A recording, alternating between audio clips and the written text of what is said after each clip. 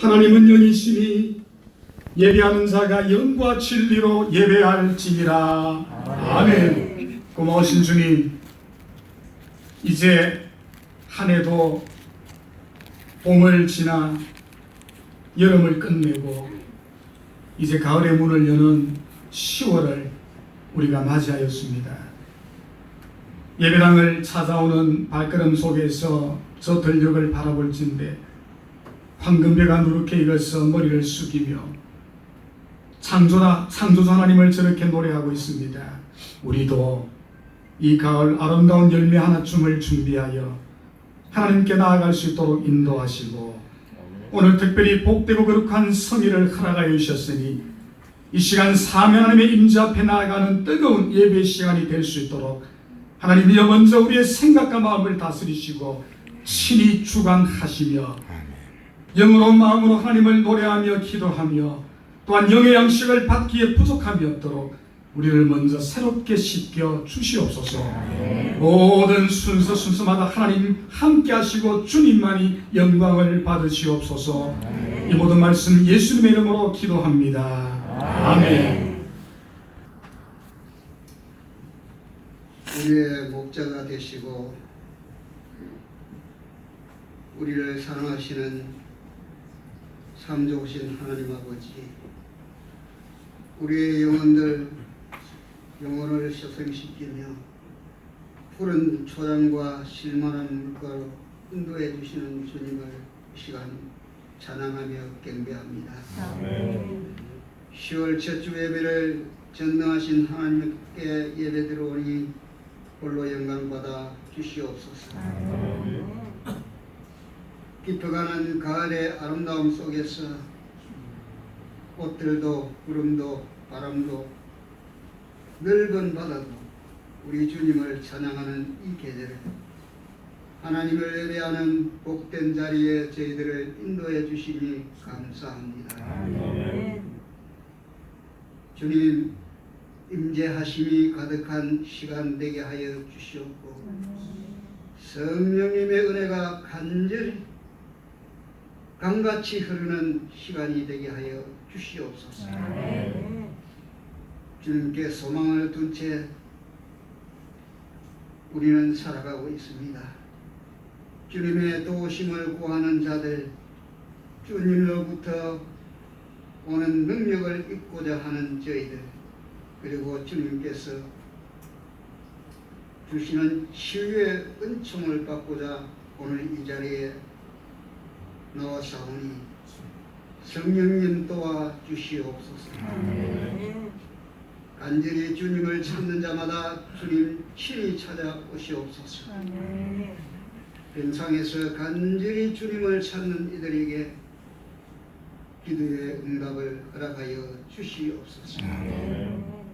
오늘 예배 가운데 예수님의 이름을 선포할 때에 모든 교만들이 떠나가게 하시고 오직 하나님 말씀으로 채워 주옵소서. 아멘.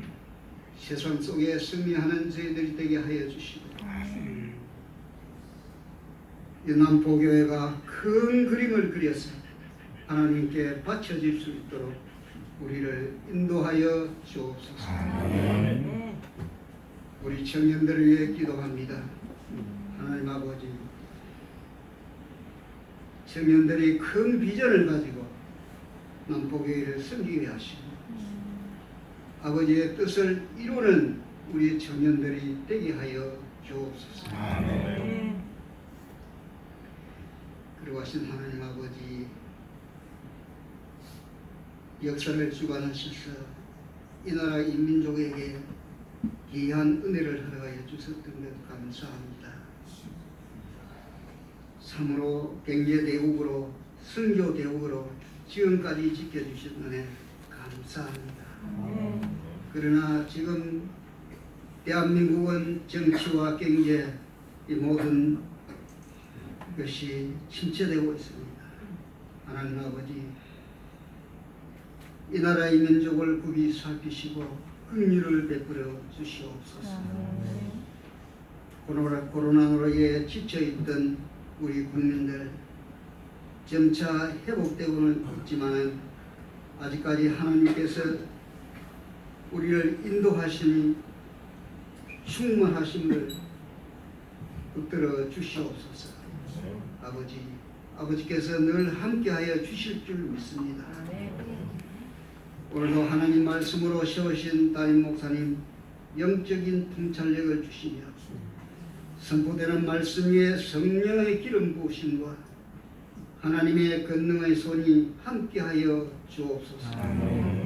주시는 말씀이 각자의 필요한 말씀이 되게 하시고 말씀을 통해 위로받게 하시고 무너진 마음이 다시 회복되는 역사가 있게 하여 주옵소서. 찬양으로 수고하는 청지기들, 교회 구석구석을 헌신하는 사랑하는 주의 자녀들, 이 시간을 통하여 주님 친히 찾아주시며 주시고자 하는 축복을 마음껏 부어 주시옵소서.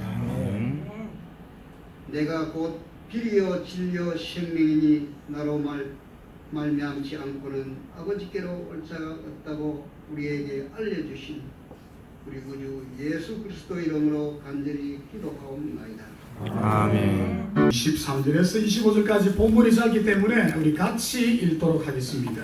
구약성경 563페이지입니다. 찾으셨습니까? 같이 읽겠습니다. 다 같이 시작. 엘리사가 거기서 베델로 올라가더니 그가 길에서 올라갈 때에 작은 아이들이 성읍에서 나와 그를 조롱하여 이르되 대물이여 올라가라 대물이여 올라가라 하는지라. 엘리사가 뒤로 돌이켜 그들을 보고 여호와의 이름으로 저주하며 곧 숯불에서 암컷 불이 나와서 아이들 중에 40여 명을 찌르더라. 엘리사가 거기서부터 갈멜산으로 가고 거기서 사마리아로 돌아왔더라. 아멘. 오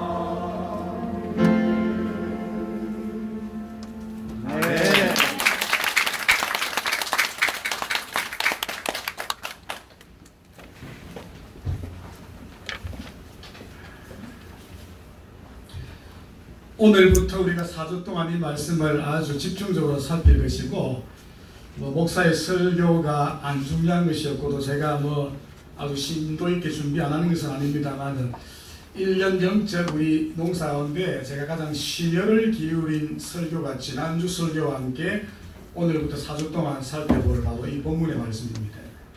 여러분들이 굉장히 본문에 관하여 오해하고 있고 혹은 이 본문을 잘 모르기도 하거니와 영적 깊은 의미를 여러분들이 잘 알지 못하여서 오해하고 있는 부분들이 굉장히 많은 본문이 오늘 본문의 말씀이에요.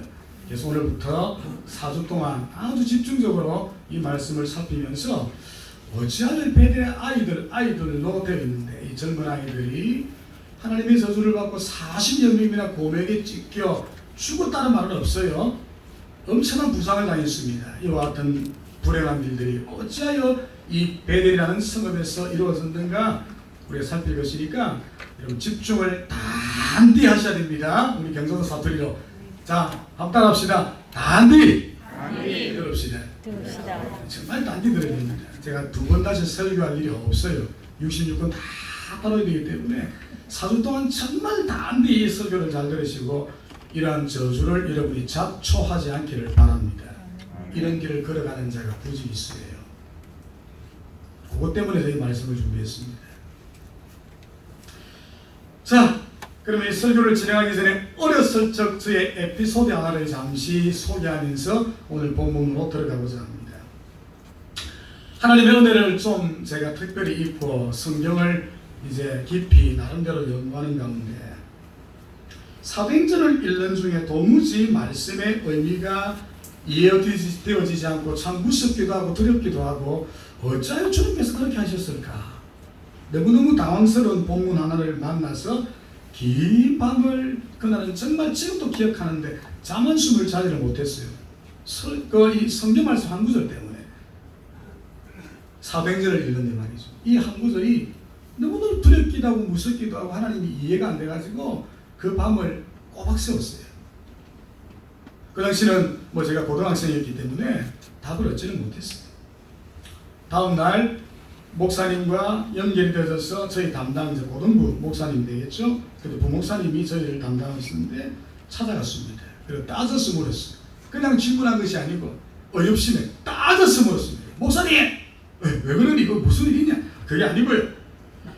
제가 성경을 읽다 보니까 정말 너무너무 이해가 안 되고 너무너무 이게 제 이성으로 제 감성으로 이게 받아들여지지가 않아가지고 내가 목사님께 질문하러 왔습니다. 뭔데? 얘기해봐라. 아나니아와 삽비라 사건입니다. 오 그렇지. 이런 사도행전에 보니까 아나니아와 삽비라 사건을 아마 아시는 분들이 굉장히 많을 겁니다. 그들이 불행한 죽음을 자초했지요. 어떤 이야기입니까? 사도행전 2장과 4장에 보니까 우리 초대교회의 굉장히 아름다운 모습이 그려지고 있는데 복음을 받아들이고 교회가 막 엄청나게 부흥을 하기 시작합니다.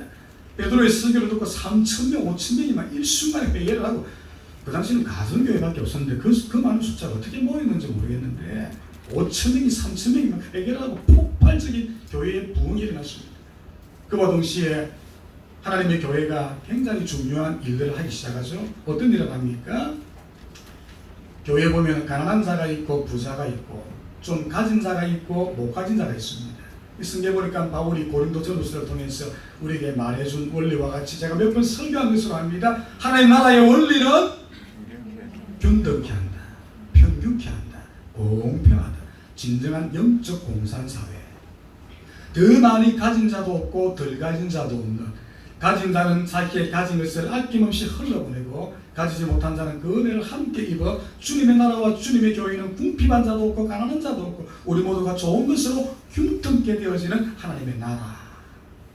이 원리가 실제 이 초대교회를 통해서 이루어집니다. 굉장히 많이 가진 자들이 내 주위에 헐벗고 굶주리고 가난한 내육들을 위하여 자기 재산을 팔아서 사도들의 발 앞에 두니라.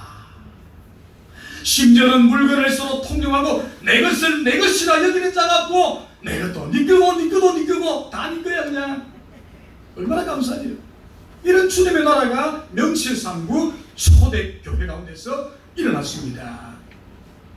그 당시 유력한 한 사람이 있었는데 바나바 잘 아시죠? 바나바가 역시 자기의 전 재산을 팔아서 또 사도들 발 앞에 나와주니까 사도들이 바나바를 당연히 칭찬하고 교회를 통해서 물론 광고를 했겠죠. 아, 우리 사랑하는 선생 바나바가 우리 예루살렘 교회를 위하여 자신의 전 재산을 이렇게 기부해 주셨습니다. 여러분 영광의 박수 하나님께. 그래 안 했겠습니까? 그러니까 아나니아와 삽비라라고 하는 이름을 가진 두 부부가 가만히 보니까 이야, 재산을 좀 바치니까 막 붕 뛰어주지요. 주님이 영광을 받으시지요. 예배 마치고 나가는데 바나바를 보고 전부 다 아이고 선생님 대단하십니다, 존경합니다. 어떻게 그런 일이 보니까 기분이 자기가 싹 좋아지면서 야, 나도 좀 그렇게 해봤습니다. 그래가지고 그날 밤 분명히 아나니아와 삽비라 부가 이 남편은 혼자 하지 않았겠죠. 재산을 정리하는 문제인데 내무부 장관이 허락이 없으면 안 됩니다. 우리 사회가 안 그래요. 우리 남편분들 함부로 이 사고 칠 수 있어요. 맞아 죽어요. 내무부 장관의 결정 안 되면 안 되는데 그래 그날 밤 의논을 했겠죠. 자, 우리도 그렇게 합시다. 오케이, 여보 빨리 땅 팔아. 그래가지고 다음날 이 사람들이 신속하게 자기 땅을 팔았습니다. 여기까지는 잘했지요. 근데 본전 생각이 나요. 땅값을 팔아가지고 아내는 아마 집에 있었던 것 같고 남편이 베드로의 발 앞에 이 땅값을 갖다 주려고 싹 가는데 이제 약간 마음이 좀 그래요. 아, 이거 다 팔면 우리 뭐 먹고 살지? 어제까지는 감정이 충만해가지고 하자 오케이 됐다 좋아 막 이런 저질렀는데 불현대 생각해보니까 이거 다 내놓고 하면 뭐 먹고 살지? 그래서 가다 집으로 가가지고 부부가 의논했습니다. 여보 생각해보니까 야 차트 해가지고 다 하면 안 되겠고 물론 바치기는 바치는데 조금만 남겨두자.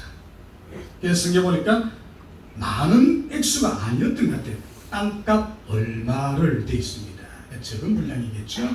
요걸 따로 딱 떼어놓고 이제 아내는 그걸 알고 있어요. 남편이 베드로의 발 앞에 땅값을 내어놓고 자기도 좀 칭찬을 받고 좀 이렇게 축복의 말씀을 들으려고 베드로 선생님, 베드로 목사님 우리도 땅값을 팔아 주님 발 앞에 내어놓사오니 이것을 가난한 우리 교인들을 위해서 사용하십시오 라고 말하는데 이때 베드로의 영성은 이미 예수님의 자리에까지 올라가 있습니다. 사람의 심장을 그대로 꿰뚫어 본단 말이에요. 여호와는 심령을 감찰하시느니라. 주의 성령이 베드로와 함께하니까 베드로가 이 남편을 가만히 보니까 땅값을 감추었어. 이미 다 꿰뚫고 있어. 어제까지는 땅값을 다 바치자 결정해놓고 오는 동안에 마음이 싹 변해가지고 아내하고 일어나서 얼마를 감추어두고 일부를 가져놓고 다 바친 것처럼 베드로가 적석에서 책망을 합니다. 아나니아야, 네가 어찌하여 땅값 얼마를 감추었느냐? 너 왜 성령을 속였느냐? 이 말을 듣는 순간 그 자리에서 적사해버려요. 교회 젊은 일꾼들이 이 죽어버린 이 사람을 장사하여 막 들어왔는데 아내가 마침 또 베드로를 만났습니다. 물으니까 아내도 거짓말을 합니다. 전부를 바쳤습니다. 야, 방금 너 남편이 거짓말하여 죽었는데 너도 그와 같이 되리라. 그 자리에서 적사해버려요. 그래서 또 교인들이 그 아내를 남편 곁에 장례를 치렀다는 말씀이 사도행전에 나와요. 이거 이해가 됩니까? 어렵습니다. 저는 이해가 안 됐어요. 당시. 아니 하나님, 땅값에 땅자도 안 바친 사람이 보증기수로 있었을 텐데 그래도 이 사람은 얼마나 또 바쳤지 않습니까? 그게 얼마인지는 모르겠지만 막 절반 뚝 떼었다 바쳤다. 땅값이 얼마인지 모르겠지만 그래도 적은 돈은 아닐 것 같은데요. 아무리 짜투리 땅이라도 제가 잘 모르겠지만 이런 논도 제가 알기로는 이 도로가 지나가는 요 지금 2차선 도로인데 도로가 지나가는 바로 우리 예배당 바깥에 저 논은 제가 알기로는 한 80에서 100만 원 선 평당 되는 걸로 제가 알아요. 그러면 땅이 얼마나 넓었는지 모르겠지만 적지 않은 그에게 연보를 드린 것은 확실한데 그거 다 안 바쳤다고. 땅자도 안 바친 사람 지철인데 주님 좀 봐주면 안 됩니까? 안 바친 사람도 부지기수예요. 비록 다 하기로 했지만 다는 아니고 반은 바쳤지만 그래도 바쳤잖아요. 이것도 굉장히 그에게 액수입니다. 근데 어찌하여 부부들이가 그 자리에서 죽임을 당합니까? 하나님이 저주하였어요. 더군다나 그냥 난해한 부분이 안 바친 사람도 많은데 절반이라도 바쳤는데 그러면 절반만 칭찬하면 될 거 아니에요. 다 바쳐서 이만큼 칭찬했다면 이 부분은 절반을 바쳤으니 바나바의 절반만큼이라도 칭찬은 못해줄 망정 어찌하여 바치고 죽임 당합니까? 하나님 무섭더라고요. 하나님 두렵더라고요. 어느 순간 등골이 싸해지면서 밤을 새워 이 본문을 나름대로 이걸 내가름대로 해석을 해보아도 해석이 안 돼요. 아니 하나님, 이런 하나님 같은 무서운 우리가 어떻게 믿겠어요? 그래서 긴 밤을 제가 도무지 잠을 못 자고 불면으로 세우다가 목사님을 만났는데 목사님 웃으시면서 그다음 제가 설교할게요. 답을 주시는데 그 깊은 비밀이 있는 줄 몰랐어요. 이후에 이제 신학하라고 제가 이제 오늘을 공부하면서 이 본문을 자세히 상세히 살펴보니까 그 당시 부목사님의 가르침이 진리였더라고요. 하나도 그랬지 않아요. 주가 마땅한 죄를 지었더라고요. 이런 분들이 교회 속에 나올 수 있다는 거.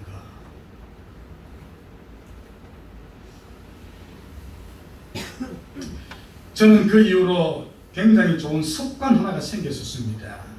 자랑하려는 것이 아닙니다. 여러분들 그렇게 하라는데 대단히 좋은 습관이 하나 생겼는데 그것은 이후로 성경을 읽을 때에 다양한 질문을 던져보는 거예요. 어느 한 사건을 여러분이 읽습니다. 이렇게도 질문해보고 저렇게도 질문해보고 이렇게도 질문해보고 다양한 질문을 해보십시오. 그리고 보는 관점도 마찬가지입니다. 예수님의 관점에서도 보고 또 어떤 한 주인공인 대상의 관점에서도 보고 군중들의 입장에서도 살펴보고 하나님의 입장에서도 살펴보라는 것이죠. 예를 들어 우리 예수님의 일대기를 기록한 사복음서가 있습니다. 한 복음 쓰면 되지 왜 사복음 씁니까? 하나면 되는데 이 바쁜 이거 우리 다 읽어요. 마태복음이나 요한복음이나 하나만 있으면 되는데 왜 사복음 씁니까? 예수님을 바라보았던 대표적인 마태와 마가와 누가와 요한의 관점이 다 다르단 말이에요. 마태는 정면에서 제가 설교했습니다. 마태는 예수님을 정면에서 봤어요. 마가는 예수님을 측면에서 봤어요. 측면에서. 누가는 예수님의 뒷꼭지를 바라보았습니다. 요한은 하늘 위에서 바라보았어요. 주제는 하나입니다만 관점이 다르니 예수님을 바라보는 스타일도 완전히 다릅니다. 그러나 한 성경이지요. 이게 완벽한 하나님의 한 예수 그리스도 한 인품이요 성격 스타일 그의 사역입니다. 한 면만 봐서는 부족해요. 그래서 주님이 네 복음서를 동시에 줬단 말이죠. 그러니 여러분이 성경을 읽어도 마찬가지입니다. 이 관점, 제 관점, 요 관점에서만 볼 뿐만 아니라 질문도 이렇게 저렇게 요렇게 다양하게 해보십시오. 그래야 여러분이 명확한 진리를 발견하게 됩니다. 시간은 더뎌갑니다. 다소 고생은 되고 수고는 합니다만 그렇게 성경을 읽으셔야 합니다. 오늘 우리 필사하고 있지요. 어디까지 읽으셨습니까? 오늘 팁을 하나 드립니다. 아마 바로 사복음서를 진행하신 분들도 계실 텐데 지금쯤 아마 마태복음 얼추 끝났을 테고 마가복음 하고 있는 분도 계시고 그때 제가 개인적으로 선정을 해서 그렇게 뛰어넘어간 분들도 계실 텐데 사복음서를 한꺼번에 다 쓰지 마세요. 마태복음을 기록했다면 사도행전으로 넘어가십시오. 그리고 사도행전이 끝나면 마가복음을 기록하시고 다음에는 로마서를 기록하십시오. 그 다음에 누가복음을 기록하시고 고린도전서를 기록하시고 요한복음을 기록하시고 고린도후서를 기록하면 첫 번째 덜 지겹고 사고도 똑같은데 거의 차이가 안 나는데 지겨워요. 지겨우면 안 써집니다. 그래서 그렇게 하면 덜 지겹고 두 번째는 사복음서는 같은 공간 속에서 이루어진 예수님에 대한 기록이라면 사도행전부터는 바로 교회의 역사가 시작되니까 맞물려 갑니다. 이게 맞물려. 그러니까 그렇게 읽으시는 것이 영적으로 굉장한 도움이 됩니다. 세 번째는 짧고 길고 짧고 길고 길고 짧고 짧고 길고 지겹지가 않아요. 어떤 경우는 70몇 절 찾아봤지? 마태복음에 70몇 절 있어. 누가복음도 있어요. 지겹습니다. 굉장히 힘들어요. 저는 좀 볼펜을 좀 굵게 물려 쓰는 스타일이 돼가지고 나중에는 마비가 오더라고요. 하루에 한 번 제가 좀 과하게 쓴 적이 6장을 쓴 적이 있었는데 와 이거 어깨도 아프고 팔도 아프고 눈도 침침해지고 허리도 아프고 그래가지고 한 이틀 쉬었어요. 많이 먹으면 체한단 말이에요. 그럴 때는 그런 식으로 조절을 하시면 조금 덜 지겹고 성경을 쓰는데도 즐겁습니다. 그런 이제 팁을 제가 들었으니까 성경을 그렇게 필사하시고 필사가 목적이 아닙니다. 제가 몇 번 말씀드렸죠? 무엇이 목적입니까? 성경을 좀 깊이 알아보라는 것이죠. 눈으로 보고 읽으실 때도 소리로 내시면 좋아요. 소리 내시고 내 목소리를 귀로 듣고 눈으로 보고 연필을 쓰시면 기억력이 굉장히 오래 남습니다. 70%, 80%가 남아요. 눈으로 보면 40%, 듣고 눈으로 보면 60%, 듣고 보고 쓰면 70% 이상이 남게 됩니다. 빨리 쓰는 것이 목적이 아닙니다. 자, 예당으로 하시고. 그래서 저에게는 이렇게 성경을 보는 관점에 대하여 굉장히 좀 좋은 습관을 들여서 이렇게도 보고 저렇게도 보고 이 관점에서 보고 저 관점에서 보고 이 질문도 해보고 저 질문도 해보니까 하나님의 말씀에 대한 더욱더 깊은 은혜가 그때부터 생기기 시작하는데, 그래서 신학교를 제가 이제 들어갔습니다. 공부를 더 하기 위하여. 그죠? 그때부터 하나님의 말씀에 눈들이 열리는데 대단하더라고요. 아무튼 이렇게 여러분들은 어떻습니까?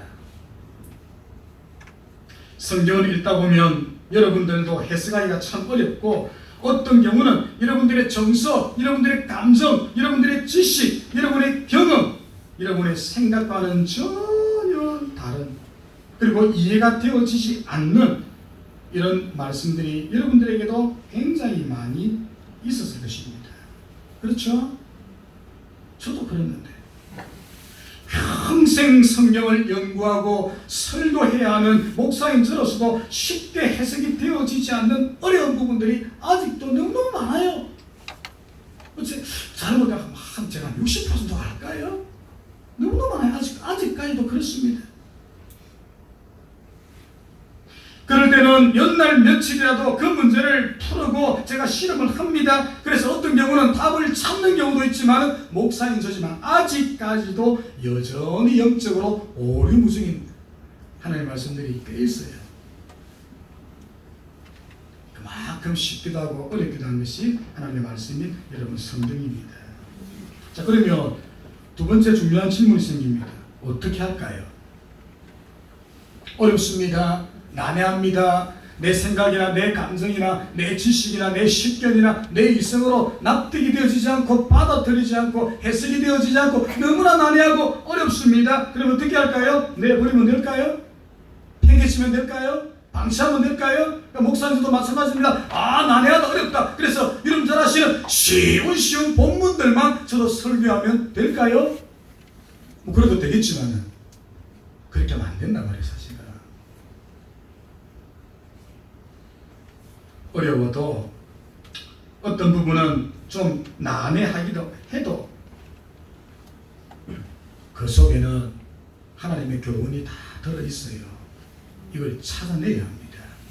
그 보화를 찾아내서 내 것으로 만들어야 합니다.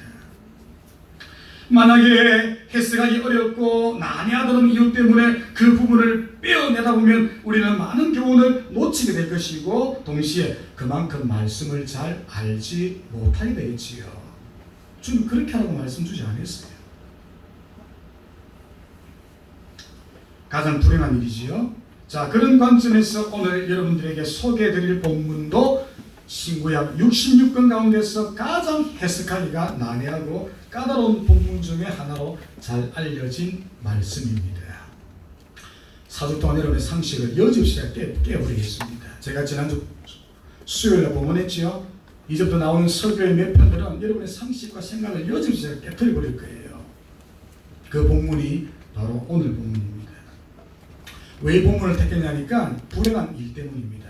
자, 어떤 불행한 일이냐니까 이 본문이 말이죠, 우리 기독교를 비판하는 사람들에게 최고의 먹잇감이 됩니다.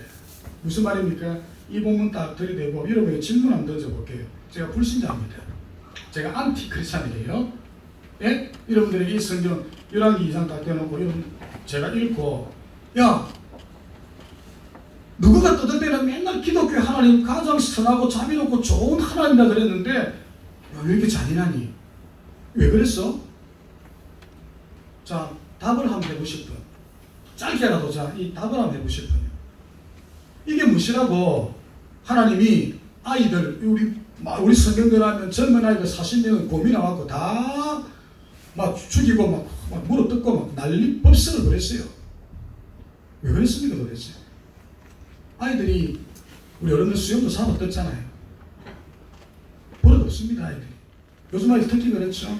좀 그랬다고 아이 40명을 한꺼번에 엘리사가 저주했더니 곰이 튀어나가고 다 죽여버렸어요. 여러분 해석대로 하면 다 중사를 되어버렸습니다. 하나님 사랑 아닌가요? 하나님 제가 이번 주 설교했습니다. 헤세드, 인자, 하나님의 인자, 하나님의 자비와 긍휼이 무궁하신 분인데 아이들이 좀 어린아이들이 버릇없이 엘리사가 진짜 뭐 우리가 말하는 것처럼 대머리였던 것 같아요. 대머리에 올라가라 대머리에 올라가라 놀렸다고 아이들 40명이 떼죽음을 당했습니다. 어떻게 해석해 드리죠 여러분들? 누군가가 질문했습니다. 뭐라고 말씀하실 거예요? 어떻게 설명할 겁니까? 자, 한 번이라도 대답 한번 해보실 분. 설교 안 들어봤어요. 그동안 어떤 분들에게서도 표정 보니까 처음 들어요. 그런 표정으로 앉아있는데 설마 처음 들었겠는가? 목사님이 질문하는 것이 약간 예사롭지 않으니까 답을 하고 싶어도 못하는 것 같은 느낌도 드는데 답을 하셔야죠. 누군가 질문했습니다. 그래 끝날 겁니까? 이걸 보면 눈이 다쳐버리겠습니까?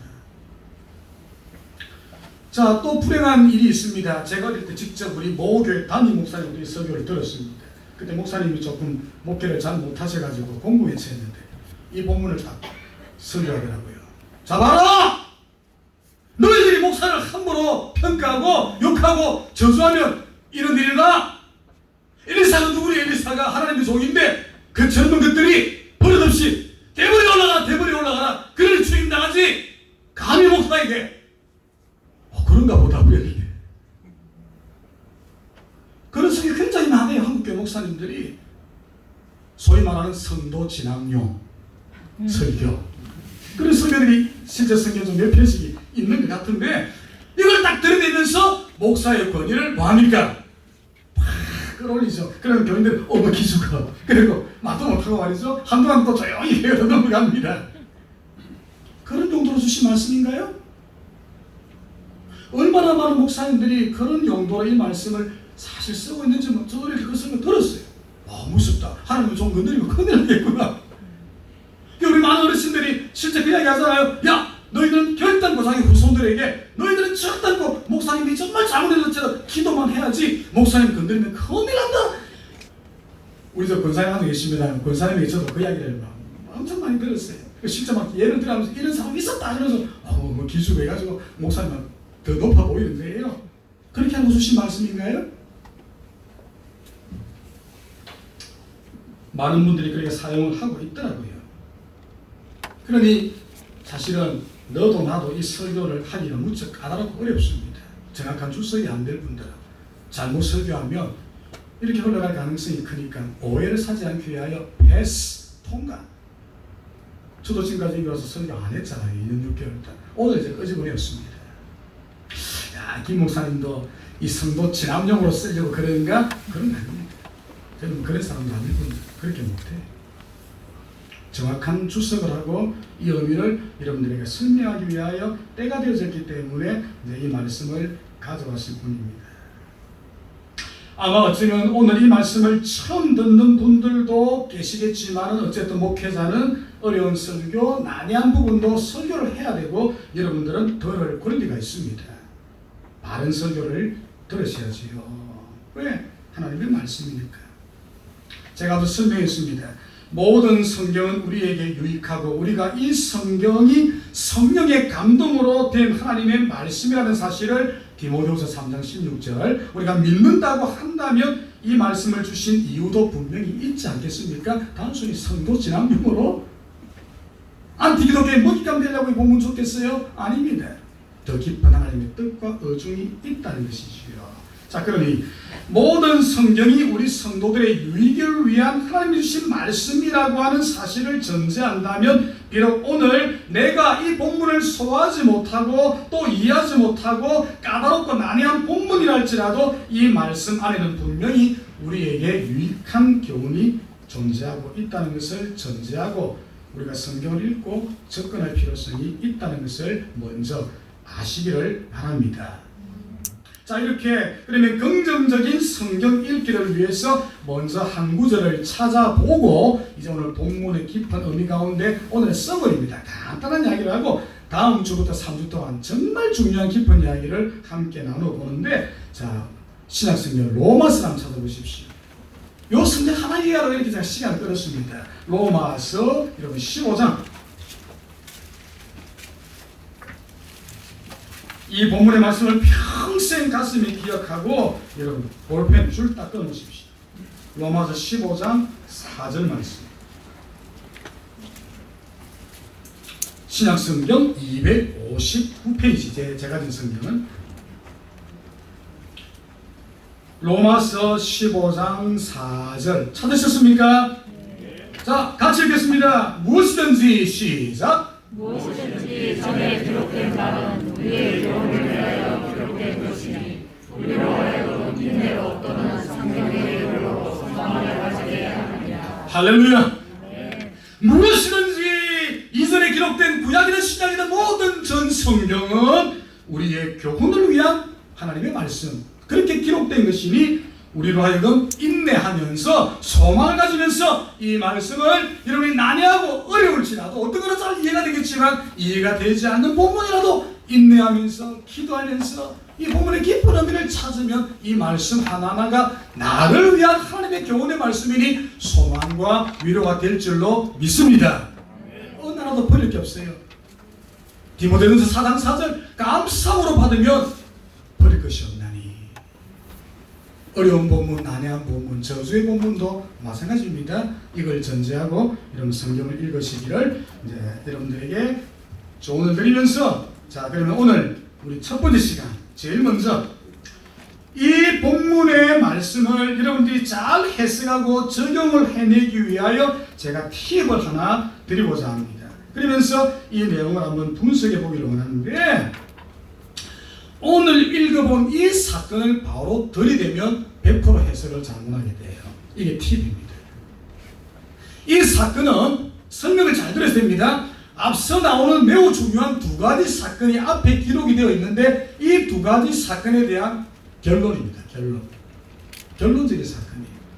자, 그러면 질문이 생기죠. 세 번째, 목사님 그럼 앞에 어떤 사건이 기록되어 있습니까? 답 안 줘요. 답 다 주면 여러분 성경 안 읽으니까. 여러분 성경을 이제 이번 주 숙제입니다. 집에 가셔가지고 이 본문 앞에도 굉장히 재미있는 사건이 나오는데 일주일이면 10독 충분히 가능합니다. 제가 간단한 이야기만 했습니다.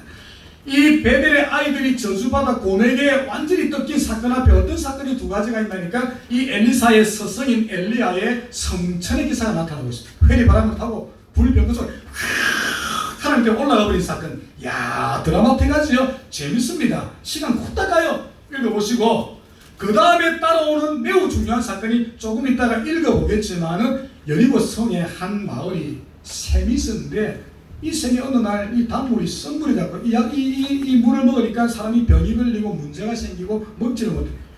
성에 물이 없으면 사람이 다 죽게 생겼어.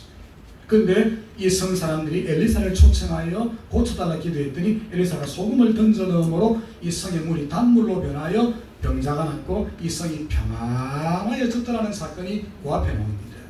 그리고 뒤따라오는 사건이 베델 아이들의 저주의 사건이에요. 그러니 이 베델 아이들의 저주의 사건은 두 사건에 상반되어진 사실은 결론에 해당하는 결론, 힌트를 드렸습니다.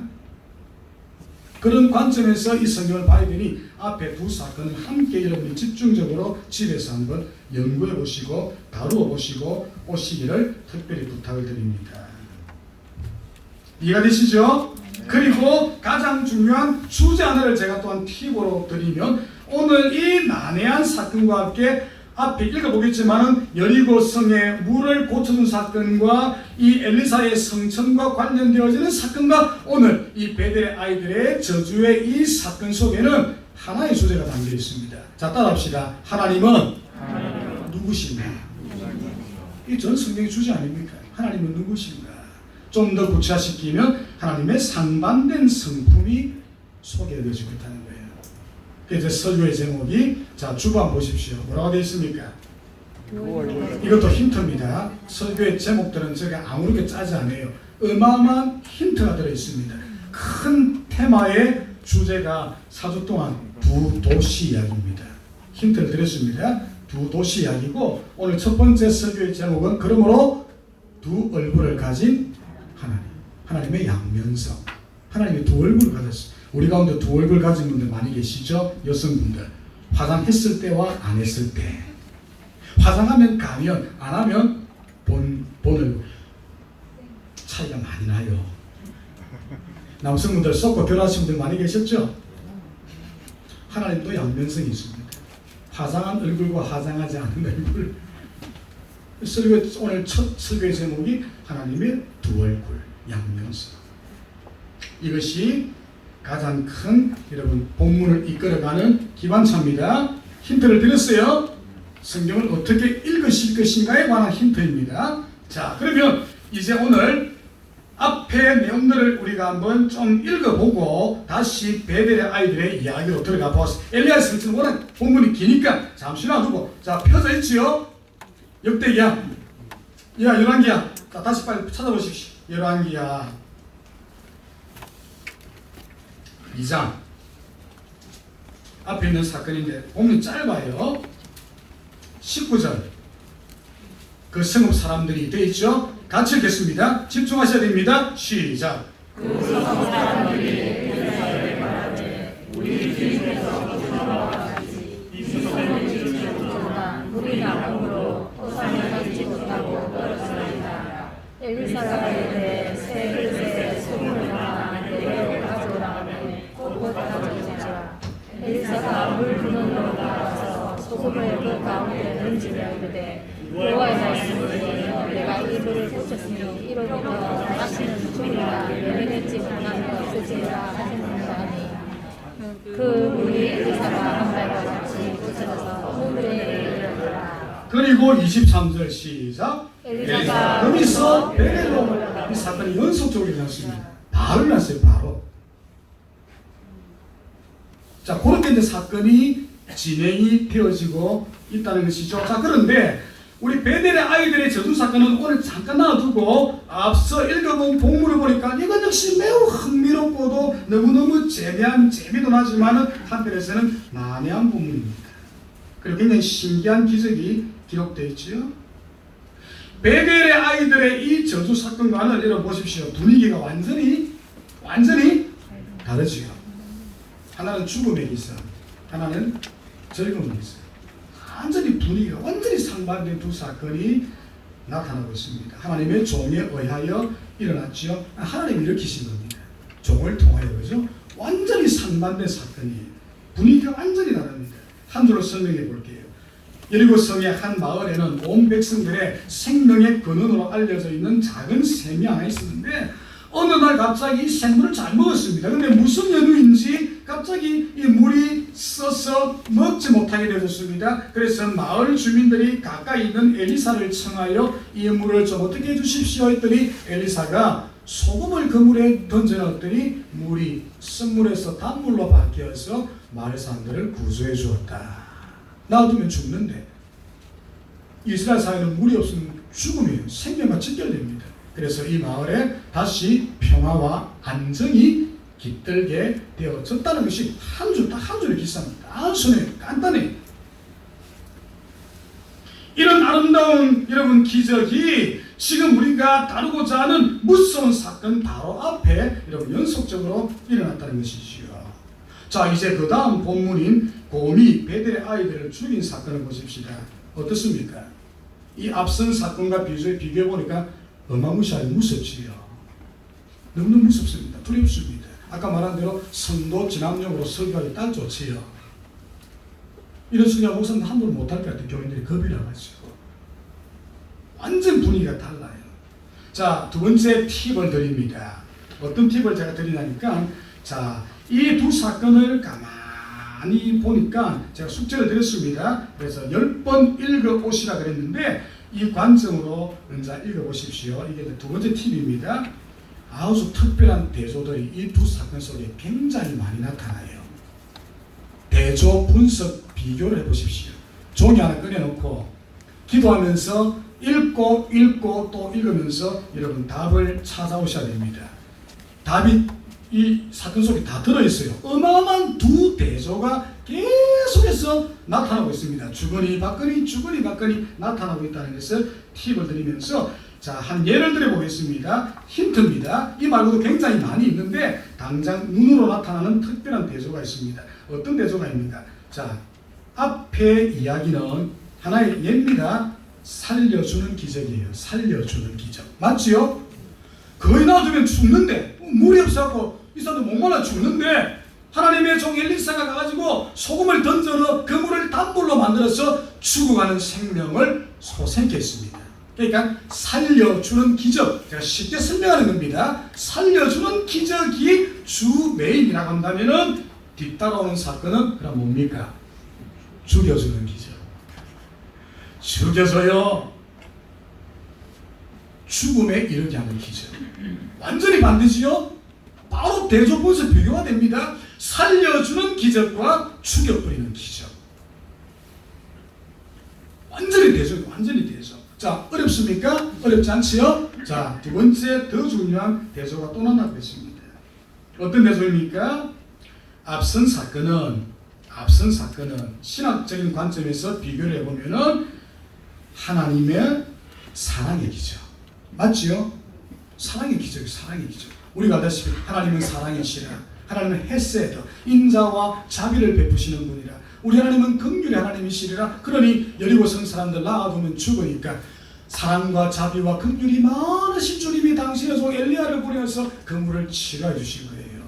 그럼 우리는 이 본문을 볼 때 고민 없습니다. 주저할 것도 없습니다. 하나님 어떤 분이십니까? 우리는 하나님 사랑이시군요. 하나님은 자비한 분이군요. 하나님은 긍휼을 베푸시는 분이군요. 하나님은 우물의 물을 치료하여 그 사람들을 고쳐내시는 생명의 주님이시군요. 어린아이도 답을 얻어요. 자, 그러면 뒤에 거는요. 뒤에 거는 어떤 하나님이에요? 심판하시는 하나님. 맞지요? 심판하시는, 방금 집사님 말씀했습니다. 크고 무섭고 두려운 하나님. 잘못된 것에 관하여 가차없이 징계하시고 심판하시고 파괴하시고 파멸시킬 수도 있으신 무서운 하나님. 바로 대조 분석 비교가 됩니다. 어렵지 않아요. 이해가 되시죠? 여러분 쉽게 제가 설명한 겁니다. 얼마나 쉽습니까? 이런 보십시오. 상반되어진 하나님. 두 얼굴이 가지신 하나님. 앞선 본문에서는 하나님의 사랑의 기적을 통하여 우리가 알다시피 하나님은 사랑이십니다. 자비하십니다. 은혜로우신 분입니다. 긍휼을 베푸시는 분입니다. 그러나 반대의 사건은 주님은 가차없이 어떤 것에 대하여 심판하시고 저주하시고 파멸하시고 죽일 수도 있으신 하나님. 무서운 하나님. 그렇죠? 이렇게 상반되어진 두 성품을 다루는 기적으로 구성이 되어져 있다. 자, 이해가 되시죠? 근데 이게 매우 중요하다고 그랬습니다. 우리는 앞선 기적을 읽으면서 하나님의 사랑을 쉽게 만날 수 있었고, 우리는 하나님은 사랑이시다라고 하는 진리를 다시 한번 확신케 되어졌습니다.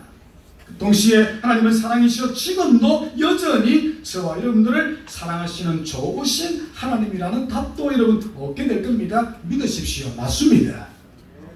맞습니다. 그런데 오늘 읽은 또 다른 본문을 보십시오. 하나님은 사랑의 하나님이실 뿐만 아니고 어떤 하나님요? 전혀 다른 무서운 하나님. 저주하시는 하나님, 심판하시는 하나님, 죽이시는 하나님, 멸망시키시는 하나님으로도 얼마든지 활동하실 수가 있다는 것이지요. 바로 이러한 하나님의 양면성, 하나님의 두 얼굴. 자, 우리는 이것을 알아야 합니다. 왜 중요합니까? 세 번째 질문입니다. 왜 알아야 합니까? 이 두 양면성 알아야지요. 적어도 저와 여러분들이 하나님 앞에서 바른 신앙생활을 하고자 하는 하나님의 사람들이라고 한다면 우리는 이와 같은 하나님의 양면성을 반드시 기억할 필요가 있다.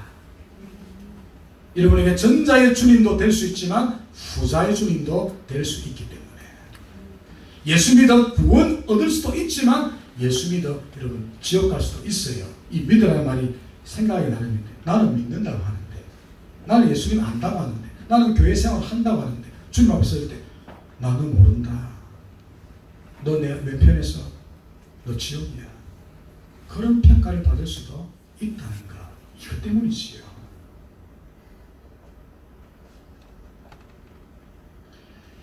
되게 많은 성도들은 그러나 어떻습니까? 사랑의 하나님 매우 좋아하지요. 사랑의 하나님 즐겨 우리 찬양합니다. 그런데 어떻습니까? 공의의 하나님 두려워하지요. 회피합니다. 심판하시는 하나님, 오늘 우리 한국교회가 이걸 잃어버렸어요. 설교도 안 하고 듣기도 싫어하고 그저 평강, 그저 좋다, 그저 안녕, 그저 복받으라, 그저 위로의 설교. 오늘 한국교회 타락의 결정적인 이유 중에 하나가 심판 설교가 사라졌기 때문이에요. 왜? 듣기 싫어하고 목사 설교하면 쫓겨나니까 서로 타협해가는 거예요. 이걸 잃어버리는 순간 교회의 자성 능력을 잃어버립니다. 여러분들이 이 공의 하나님과 심판하시는 하나님, 판단하시는 하나님, 감찰하시는 하나님을 내버리는 순간 여러분들의 신앙의 한 축을 잃어버리고 결국 나락으로 떨어질 수 있어요. 베델의 아이들이 그걸 보여주고 있어요. 이걸 얘기하는 거예요.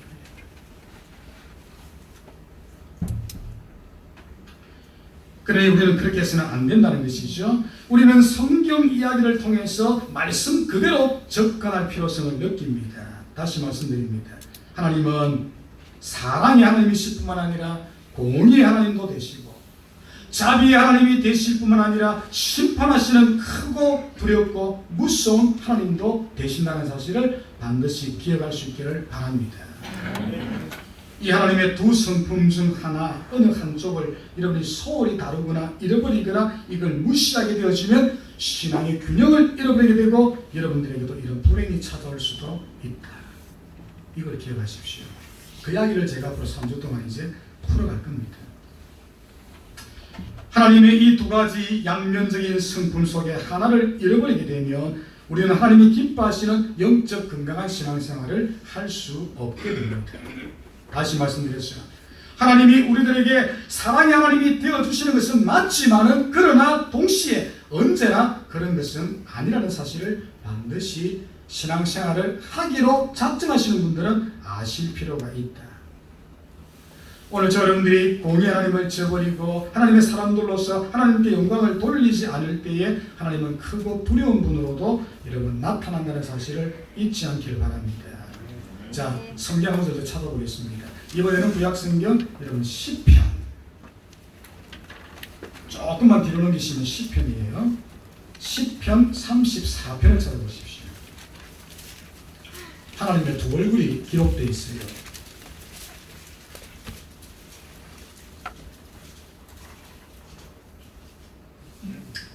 (15절) (16절) 시편 34편 구약성경 826페이지입니다.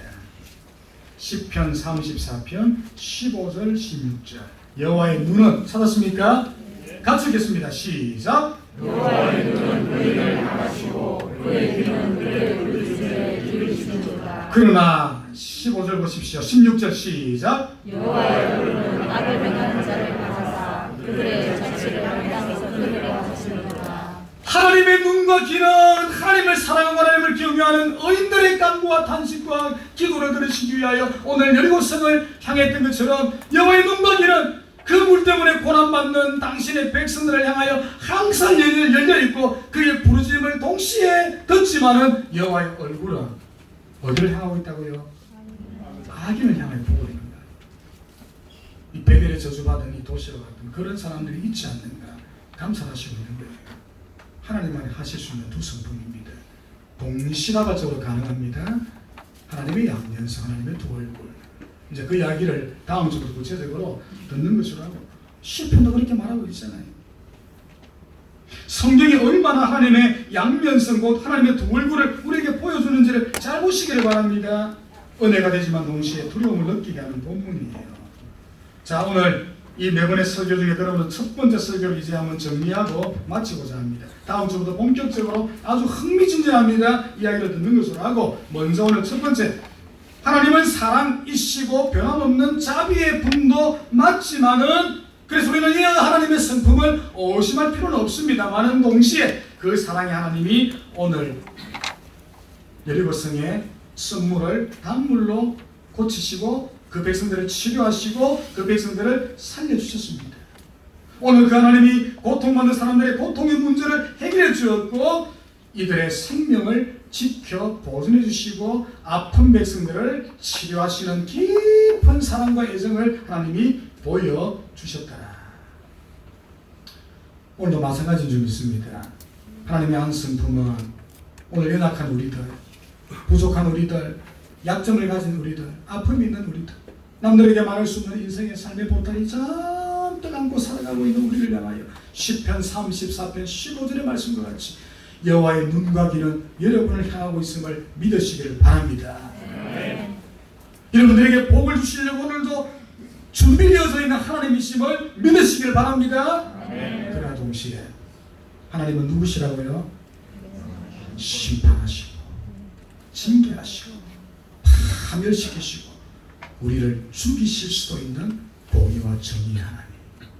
오늘 그 하나님이 대머리 올라가라 대머리 올라가라, 제가 다음에 이제 그건 설명해 주는 걸 하는데, 어쨌든 이런 이 베델의 아이들을 엘리사가 저주했더니 숲에서 앙콤이 나가지고 40명을 찢어버리는 너무나 잔인하고도 무서운 하나님으로도 등장하실 수가 있다는 것.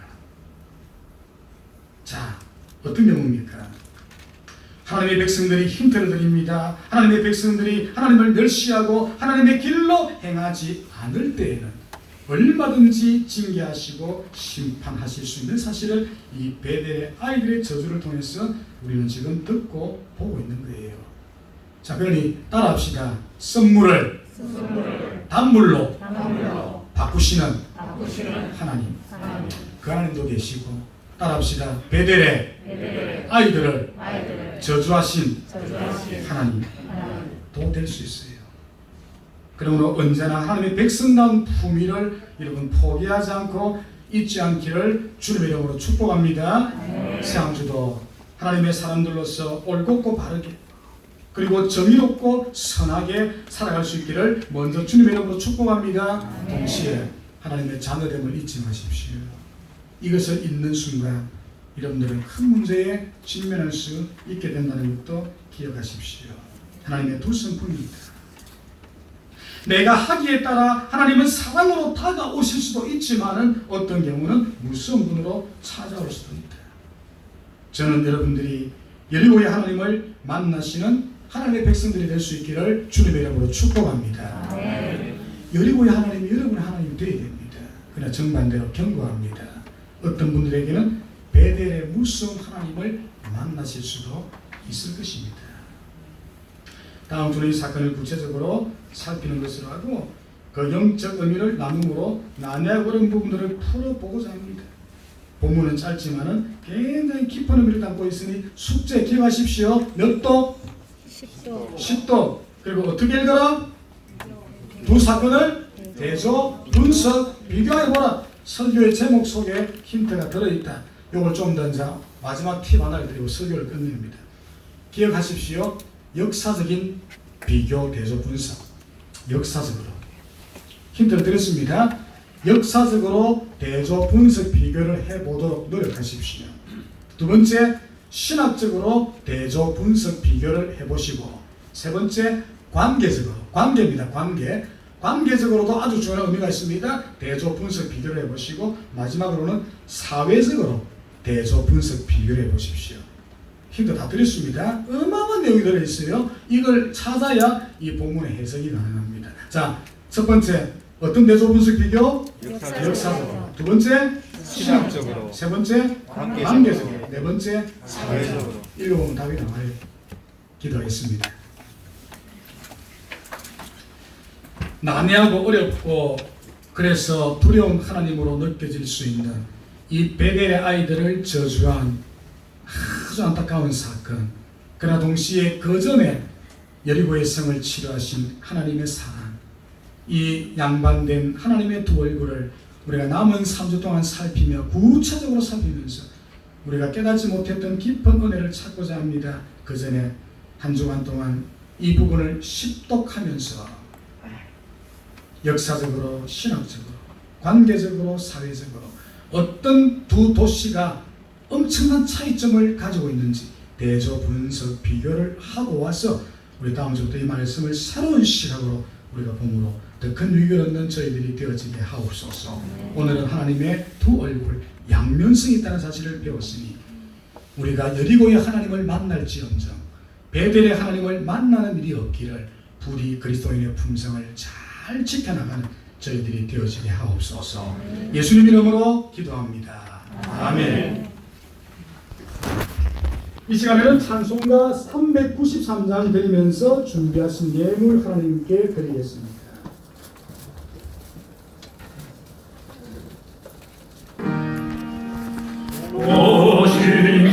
오신시하신 주 내 아버지여 늘 함께 계시니 두려움없네. 그 사랑 변찮고 날 지키시며 어제나 오늘이 한결같네. 오신시하신 주 오신시하신 주 날마다 자비를 베푸시며 일용할 모든 것 내려주시니 오신시하신 주 나의 봄철과 고여름 가을과 겨울 해와 달 별들도 다 주의 것 만물이 주 영광 드러내도다. 신실한 주 사랑 나타내네. 오신시하신 주 오신시하신 주 날마다 자비를 베푸시며 일용할 모든 것 내려주시니 오신시하신 주 나의 구주 내 죄를 사하여 아니하시고 주친이 오셔서 인도하네. 오늘의 힘되고 내일의 소망 주만이 복을 내리시네. 오신시하신 주 오신시하신 주 날마다 자비를 베푸시며 일용할 모든 것 내려주시니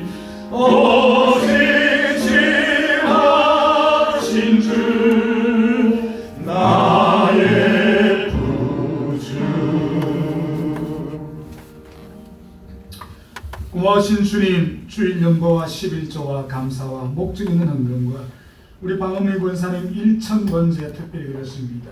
들으신 손길들마다 기억하시고 새로운 한 주도 하늘과 땅이 기름진 것들로 충만하게 채워 주시옵소서. 들으지 못한 손길들도 동일한 은혜 내려주십시오. 특별히 기도할 제목이 있습니다. 우리 박문호 장로님, 문영희 권사님 2주간의 미주 또 귀한 찬양 집회 같습니다. 은혜의 시간 되게 하시고 잘 감당하게 하시고 건강케 하시고 아무런 이동이나 안전에 어려움이 없도록 주님 눈동자와 같이 지켜주시옵소서. 우리 박명화 성도님, 우리 초신자의 가정, 우리 아드님 부득불 오늘 결혼식을 가지고 우리가 가보지는 못하였지만 하나님께서 새로운 가정, 사랑하는 아들의 가정을 기억하시고 축복하시고 주님 앞에 건강한 가정을 부디 세워가게 하옵소서. 때가 되어지면 복음을 받아들이고 교회에 나올 수 있는 은총도 허락하여 주시옵소서. 외에도 사랑하는 모든 우리 교우들 사랑의 주님은 항상 기억하고 특별히 여리고의 성물을 단물로 고지신 치료의 하나님이 우리 하나님이심을 믿고 이 한 주간도 그 하나님과 함께 살아가게 하옵소서. 부디 베델의 하나님을 만나는 일이 없도록 우리가 그리스도인으로서 영적 품위를 잘 지켜나가는 복된 한 주가 또 되어지게 하옵소서. 예수님 이름으로 기도합니다. 아멘. 주 예수 그리스도의 은혜와 하나님의 사랑과 성령님의 교통하심이 하나님의 두 성품이 있음을 우리가 확실히 깨달고 기왕이면 신실하시고 자비하시고 사랑이 많으신 하나님을 체험할지언정 베델의 두려운 하나님을 만나지 않기를 소원하는 모든 언약의 백성들 머리머리 위에 이제로부터 영원토록 함께 계실지어다. 아멘. 아버지여 항상 하나님의 양면성과 하나님의 두 얼굴 사랑의 하나님과 진노하시는 하나님이 계시고 우리가 순간도 잊지 않게 하시고 하나님의 사랑과 자비 잊지 않게 하는 우리와 저희가 기도하지 않게 하는 우리 믿음 생활이 균형을 잘 잡아갈 수 있도록